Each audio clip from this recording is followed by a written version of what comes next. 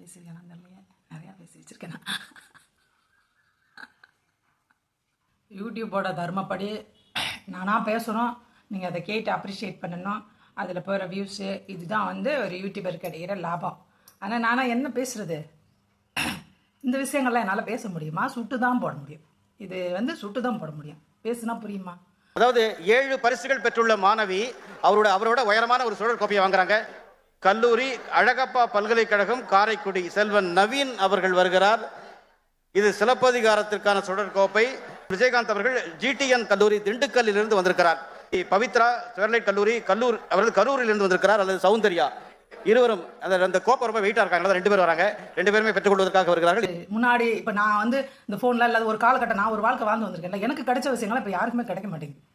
அப்போ ஏன் செட்டு பீப்புளுக்கு கிடைச்ச விஷயம் யாரும் கிடைக்க மாட்டேங்குது. 90களில் பிறந்தவர்களுக்கு கிடைச்ச விஷயம் யாரும் கிடைக்க முடியாது.